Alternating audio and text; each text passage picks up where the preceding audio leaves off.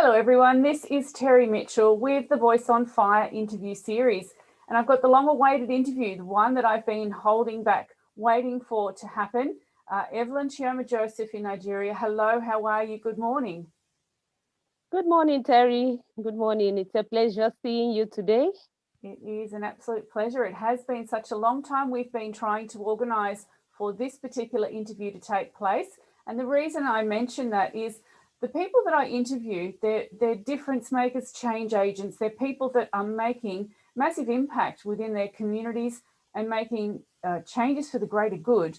And EVELYN is somebody that I've noticed on LinkedIn, amongst other locations, where I've seen some of the projects that you're actively participating in.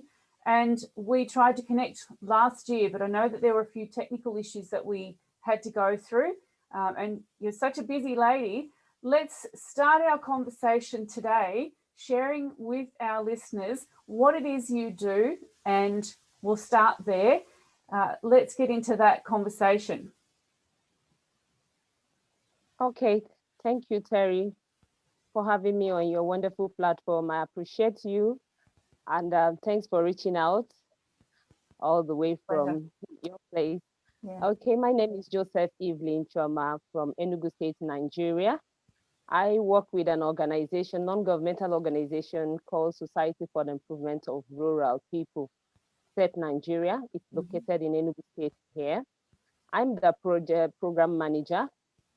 I manage programs that centers around women, girls, and young people, which in the past 10 years, I've implemented projects that centers around women, young people, and young girls, which elaborately can talk about projects that talk about ending gender-based violence, like child marriage, which we have a higher statistics here in Nigeria, female genital mutilation, and other harmful traditional practices is part of the project I implement. And also on an area of sexual and reproductive health rights, I educate girls on menstrual hygiene management, and also part of what we've discovered over the years in our rural project implementation. I'm a rural woman. Most times, most of my projects is in the rural community. Though I have a lot of them, I also implement in the urban areas, but majorly I work with the rural people because that is where we found a lot of gaps, you know. And being a person that I work in achieving SDG 3, 4, 5, and 6, it's part of where I think those gaps we need to identify, where we have identified, and filling those gaps. So we also educate these girls on how to make reusable sanitary pads, because we've discovered that providing them with these disposable sanitary pads is not sustainable. So for us to make a very affordable, economic, and eco-friendly sanitary products, so we also train them on how to make that. And also we engage men and boys to end gender-based violence, because over the years we've been working, educating, engaging different stakeholders to see how we end gender-based violence. But we've seen that bringing men and boys on the table will help us achieve this aim faster. And it is also part of what I do. And for the past 4 or 5 years now, I've also worked with the United Nations Office on Drug and Crime as their project officer in Enugu State on drug and substance abuse prevention, treatment, and care for young people, which is community-based drug treatment center, where we have treatment facilities, which is free of charge, which is funded by European Union and the United Nations Office on Drug and Crime. We have interventions with these young people to help them with their drug addiction problems, and also to prevent those who might also, get addicted to those drugs, to delay them, or initiating those drug issues. I think briefly, this is part of some of the work I do here in Enugu State. Yeah, honestly, I'm exhausted just listening to that list, because you really are quite busy. I know that you've been quite an active advocate for the gender-based violence programs that you do, and also the sanitary hygiene programs, certainly for young girls. And I take it that that's also to help, I suppose, reduce some of the stigma or some of that shame that is associated with having a monthly cycle, that really it's a purely natural part of a woman's biological development. But without the appropriate resources, such as the sanitary napkins, it can be a very difficult time for young girls. I believe that it can affect them to the point where they aren't able to go to school for that period that they're having, unless they've got the sanitary products to support them. Is that something that you're involved in educating about? Yes, absolutely. And I mentioned earlier that previously, when we identified this as a major problem for young girls staying in school, and we've also discovered that most of these girls absent from school because of their monthly flow, and also because they don't have appropriate materials to, absorb their menstrual load. And this also results in most of these girls staying at home. And also, before you know it, their parents are talking about marriage. And these are girls who are 13, 14, 15 years, okay? And also, that has also increased the number of girls being mutilated, because when you stay at home, the next thing is, okay, you're a woman now. Since you've started seeing your period, you're a woman. The next thing is that, we need to bring you into the womanhood, which is mutilating that young girl to prepare her for marriage. And we saw this as a major problem. And we know that the economic, gap in this community is very much high. These are parents who have 7, 8 children, and most of them might be 5 girls, 6 girls, and there is no how they can, help them in providing for their monthly requirements to help them during their menstruation. And this has resulted them using, all sort of unhygienic materials like dirty foams, even to the extent of stuffing their old used piece of papers in their stockings to be able to absorb their monthly flow.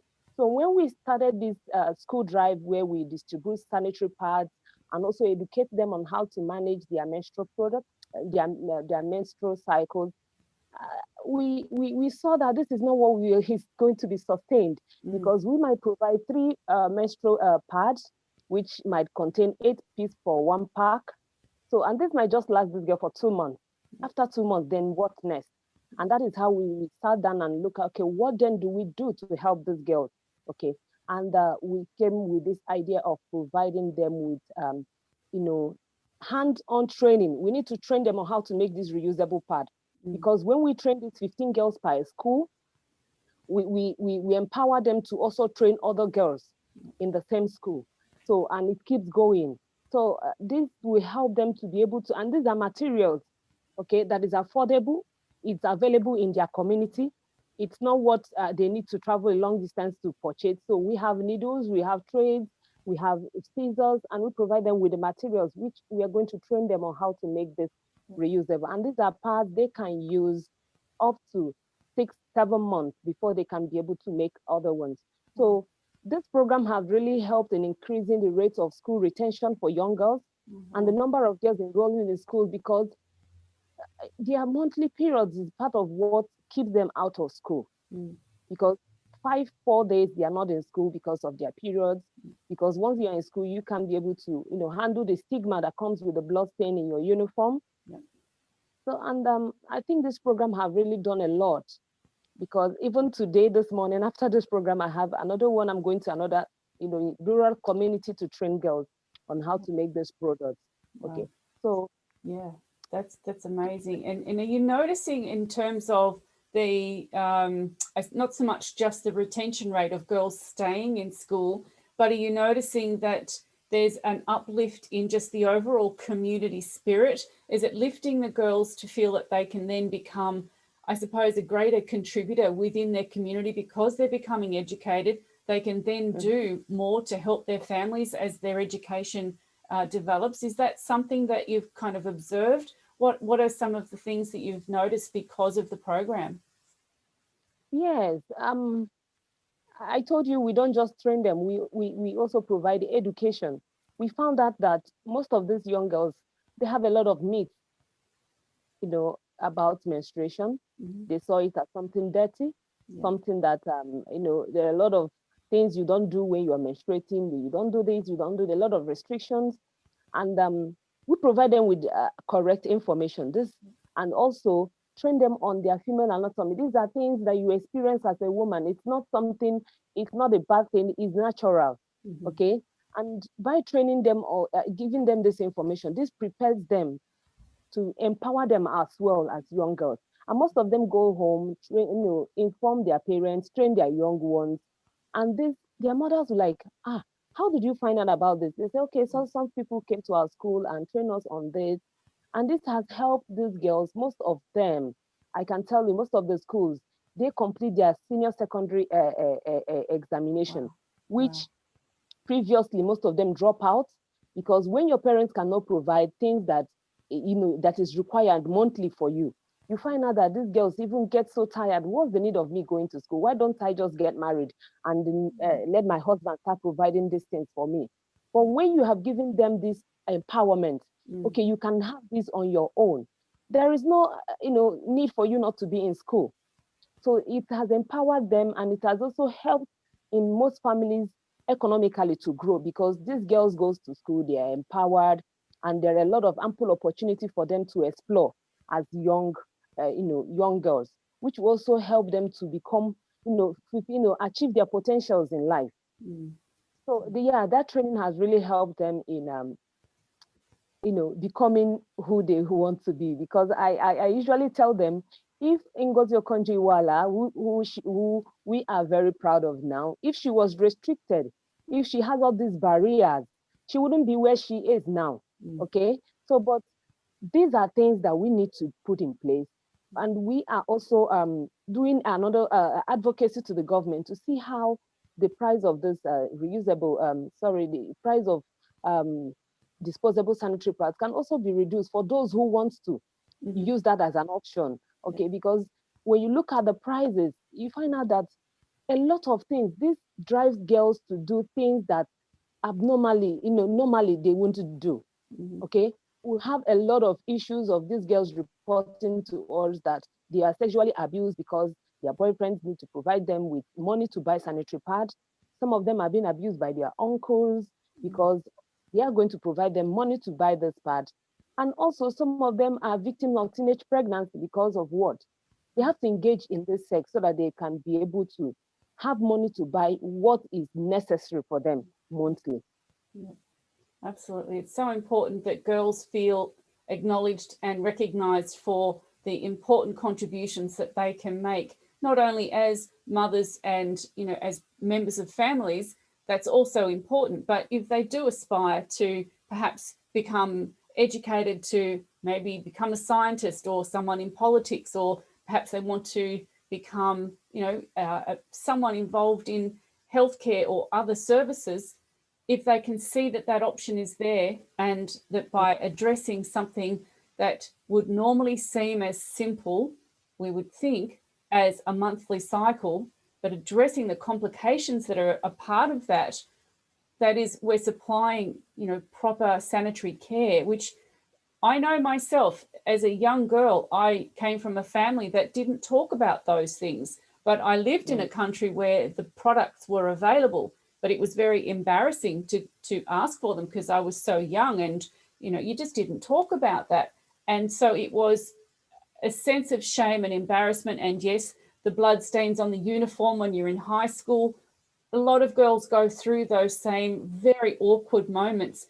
But here we take it, I suppose, a little for granted in Australia, because we have the materials available to us to be able to take care of our monthly cycle. But young girls in Nigeria, for example, who don't have access to the materials, are then staying home and losing that sense of continuity with school.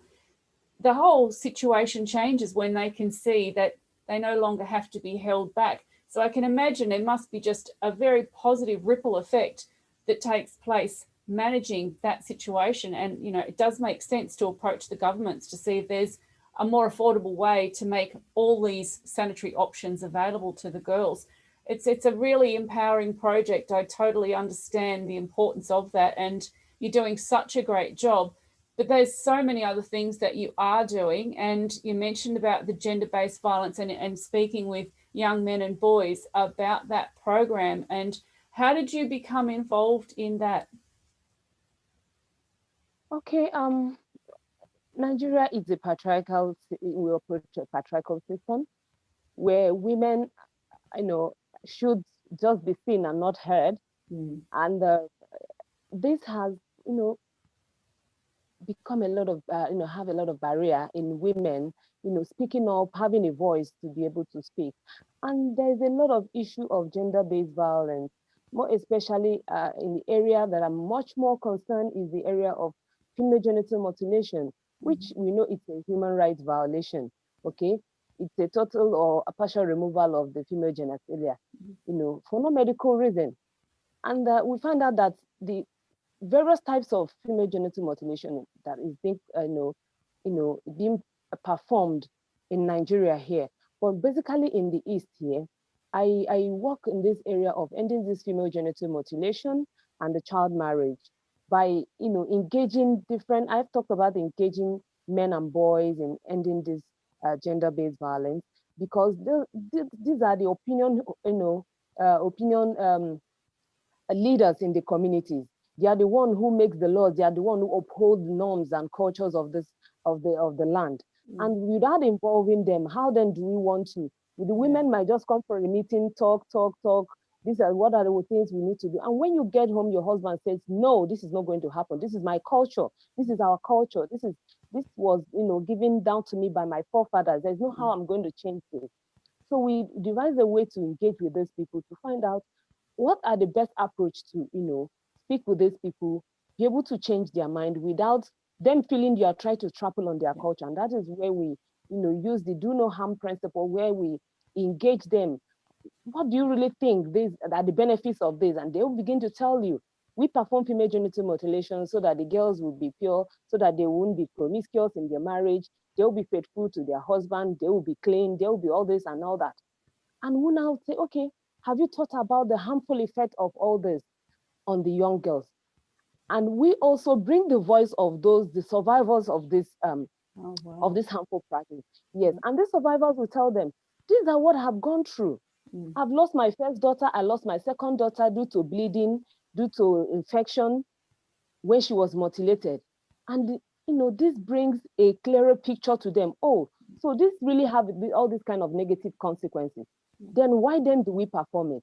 We've seen that the negative consequences overrule the what we think is the positive gain we are gaining from all this. So I looked at the number of people who have been mutilated. Over 200 million girls have been mutilated, and we still have enough number counting. What then do we need to do to ensure that this really stops? We need to start from where we are. So, and that is why I engage with my organization to ensure that we engage different stakeholders in the community, starting from the religious leaders, the traditional rulers, the women leaders. We bring them together, we reason together, we, draft out what works best in that community and begin to, drive out with them. And this has really, given us a lot of achievement because we've come to the point where different traditional rulers and stakeholders in the community have, made an open declaration. No, we need to stop this. Anyone who performs social acts, we have Violence Against Person Prohibition Act in Nigeria, which was, put into place by our former president, Goodluck Jonathan, in 2015. But the problem we are having is that most states are not domesticating this act. But for my state, and thanks to our effort and other efforts of some other vibrant organizations who work in ending gender-based violence, we pushed to ensure that that act was also domesticated in Enugu State, and we are running up with it. So in this act, we have these harmful traditional practices and what are the implications for people who indulge themselves in. Even if you are the advisors, you are the people who perform it, you are the one who encourages people to perform this on innocent young girls and women. There are laws, against that. So they have come to make this open declaration that these are things we need to stop in our community. And it has really helped. So, and also we have a project that we are being funded by the Sonke Gender Justice, which is an organization based in South Africa, where I am the national coordinator for Men Engage Nigeria network. What we do there is to engage men and boys to end gender-based violence. We bring them on the table. We, the women, we engage with men to speak to all their fellow men. These are things we've discovered, and these are things that are very, very harmful. It violates the rights of these people, and it must be stopped. And we are recording a lot of achievements at that. Yeah, absolutely. I really respect what you say in regards to the do no harm approach, where you acknowledge that you are in a country that, with all of the different regions, there are different cultures that practices that have been around for a very long time, and I do appreciate, just from just my own theory knowledge, certainly I don't know it from practice, but just reading about it and learning about it, the importance of something like that to people, it is hard to let go. And if they've never had reason to ask themselves, should we be doing this? No one's ever questioned it, then that question never comes up. And so it becomes entrenched in that cultural practice. So I can understand where you're saying, let's talk, let's have an open conversation. And it must be not only difficult for the young girls who have endured the difficulties of the genital mutilation, but the complications that it brings to their lives, how brave they are to be able to speak about that to the other people that you bring into the room.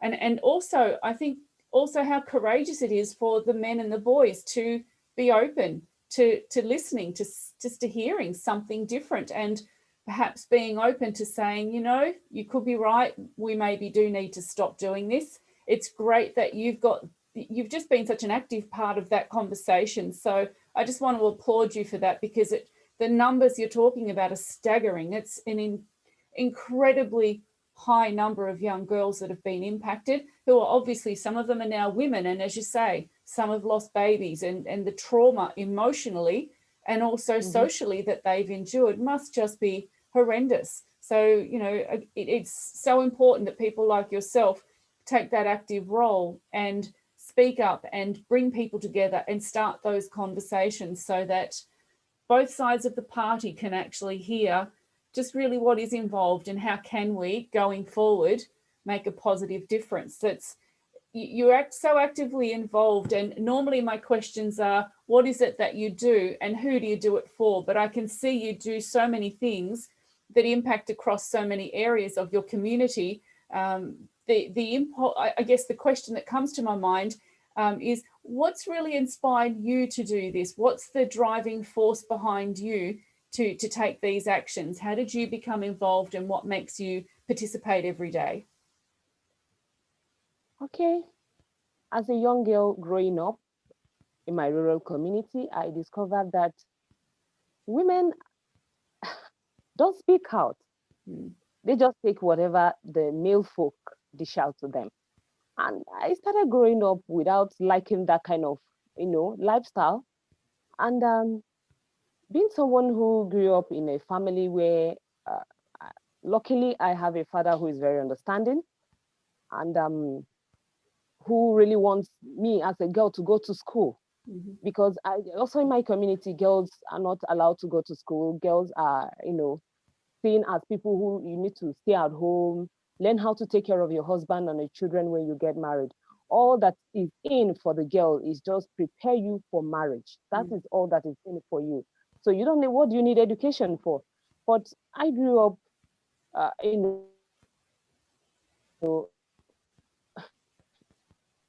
in my local community, and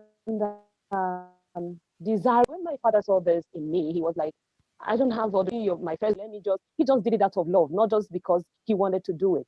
He just do it and did it out of love. So when I went to school, I came back, and when I saw a lot of things happening in the community, saw the number of young people going into drugs, seeing women who are being battered every day by their husbands, and nothing is being done. Nothing. You just have, you don't even need to speak about it. You need to endure whatever you encounter in your marriage, in any relationship. All you need to is endure. It was boiling my heart. It's not something I feel so comfortable about. And when I, after my university, and I served my fatherland for 1 year, which is basically what is being done in Nigeria, the National Youth Service Corps. I served my fatherland. I volunteered in an organization, you know, that works in these areas of ending gender-based violence, helping the rural community people. And there I begin to, see that this is what has been in me to, to speak out, to be a voice to those that doesn't have that voice, to be able to speak up for some people, reach out to people that will help to, alleviate whatever problem these people in the rural community are going through. And that is how I engaged myself in volunteering with that organization, working in the rural community. Then I was working at their as their HIV focal person, where I engage young people, educate them on how to know their status and the importance of knowing their status and all that. And that is where I started. Immediately after serving my fatherland for 1 year, I came back, and I knew this is where I need to be. I could, that voice in me couldn't resist. I don't know if I told you I read chemical engineering just to see that it's Wow. not related to what I am actually doing, but that passion in me really, really pushed me further into going into NGO work, where I can be that voice that I really wanted to be. And I can tell you that over the years, I've used my voice to, make a lot of change, create a lot of impact. And I'm really very happy about it. I'm very happy doing that. I'm always glad, seeing that I can put a smile on someone's face. I can make a difference with my voice, just my voice, and the interventions that we provide for them, and that has really, really helped me. And as a young girl growing up, I knew that in my family, nobody taught you anything about menstruation, nobody told you anything on how to manage yourself, girl that can, achieve her dream. Okay, everything you just figure it out yourself. And I said, I knew, if I don't know if it wasn't just God, I knew I would have made a lot of mistakes. And for me to prevent that happening to other young girls who I know make a lot of mistakes in life, I need to be there for them. Okay, train them, provide them that rightful information, which I knew I didn't get at a young age. And that is, most times I provide them generally information about their sexual reproductive health, right? I provide them information on how to have a self-esteem. There's this project I ran in many secondary schools in the rural community, where I engage 30 girls every month to, help them improve their self-esteem and self-confidence by using this book that we call Female and More. I don't know if you can say it. Yeah, it's a booklet I use in training these girls every month on how to have self-confidence. We have stories, 30 stories of inspiring women who have achieved more in their communities. Okay, we read their stories, their challenges, what are the challenges they went through, and still they become who they've wanted to be. And these are, stories that can empower these girls to become, who they want to be, despite the barriers, despite the challenges in their community. So these are the things that spur me into, going into NGO work, and making a change in the lives of women and girls and young people. Yeah. Oh, you've been certainly very, very active. And I really, really value when someone says, to be the voice for somebody who may not have that voice. And certainly you're very active in that way, knowing that you've been gifted with this opportunity. You see things, you've observed things, and you're able to say to yourself, how can I make a difference? What can we do that can be different? And when you are that voice, I think we all have an obligation to speak up on behalf of things that are not okay, and to support the things that we would like to see happen, whether that be helping an individual or helping a community or helping across the global village. Whichever way we do it, it's important. I think we all have that obligation. And, you've certainly been really active, and you're involved in regular programs. And you mentioned about the drug and HIV training as well to help encourage young people to make wiser choices, and also that education about what happens when you use drugs, and what can happen, what those illnesses can be like when you have them. And there's so much that you've been actively involved, and you started with your education as a chemical engineer. Have you gone on to explore other education, or did you just know that something inside of you said you had a voice and you could use it to do good? Yeah, currently I am I'm already starting a program on public health, which also will help me to, be much more good in part of which is related to what I am doing currently. Okay, so that is just another side of um, another degree that I'm really on it now. Okay, yeah. So this apart from my chemical engineering background, which is my first degree, I'm also studying public health in one of the university here in Nigeria as well. And also I've gone through many online trainings over the years. I had one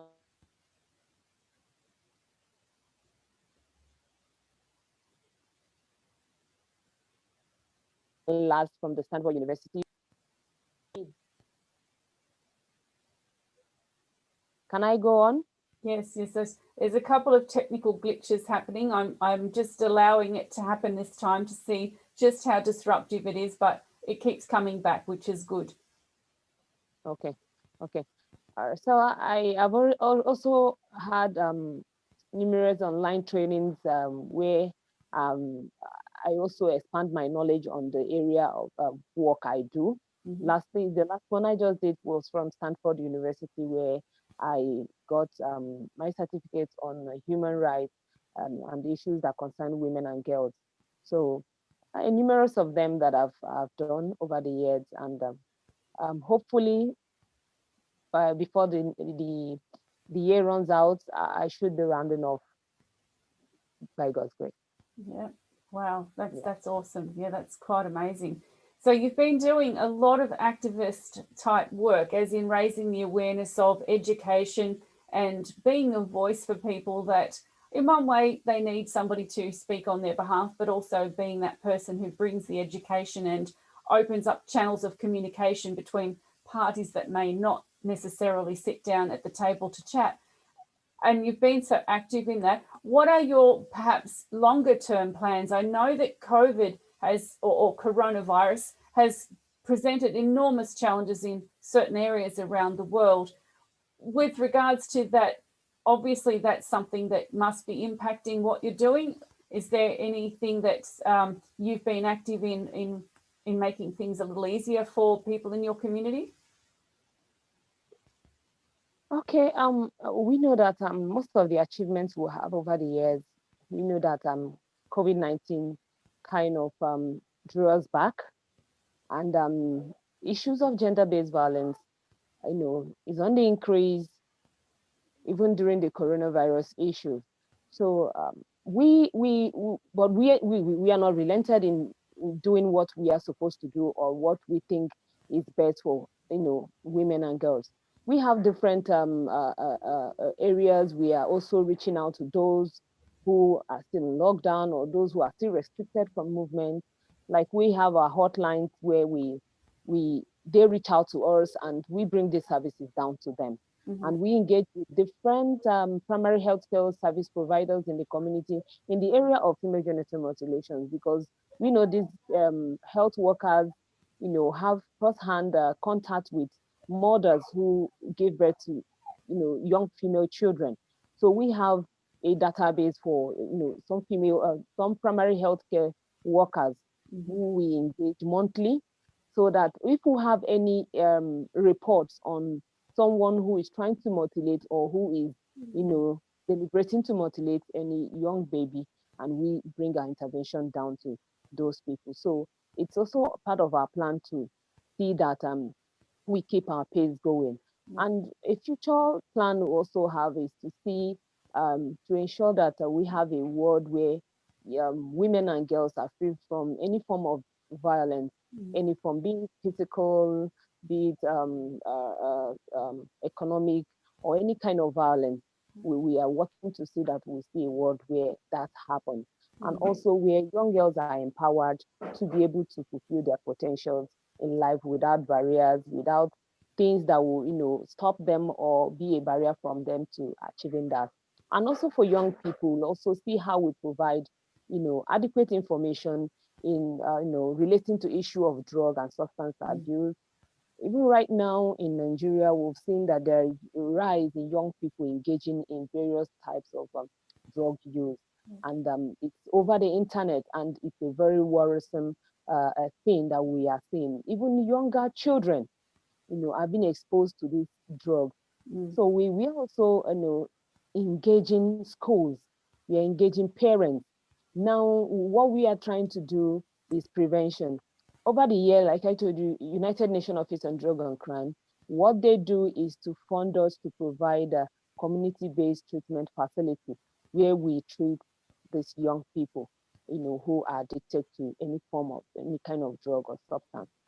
But we've seen that from over, we've seen the data is a very staggering number, and we can't keep bringing them into treatment.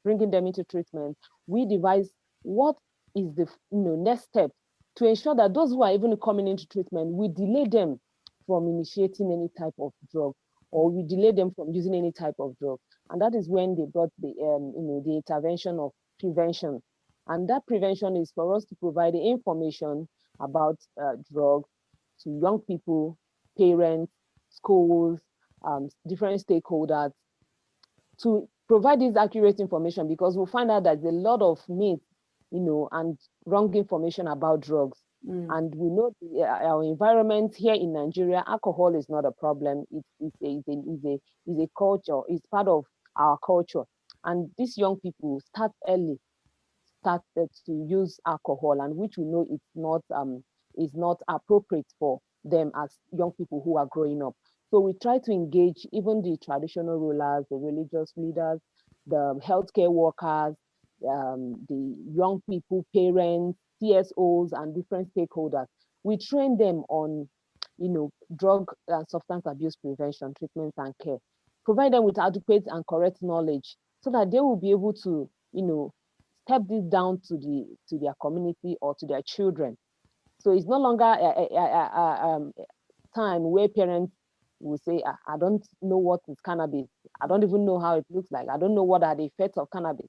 So we provide this information to them so that you also be able to educate your children, because we know that peer pressure is one of the reasons children, young people engage in drug use. So, and when that is, handled from the family, because we see that family is very critical in delaying the use of drugs. So we also bring that as an intervention to also, reduce the number of people who also come into treatment to prevent them also from using drugs. Yeah.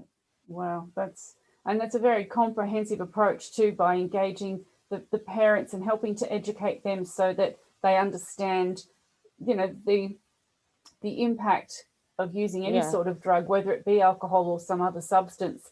But also, as you mentioned, peer pressure is obviously one of the biggest influences upon a child or a young person, because they see their friends or other popular people doing what they would like to do because it looks like fun, or it looks like that's how you get to be popular.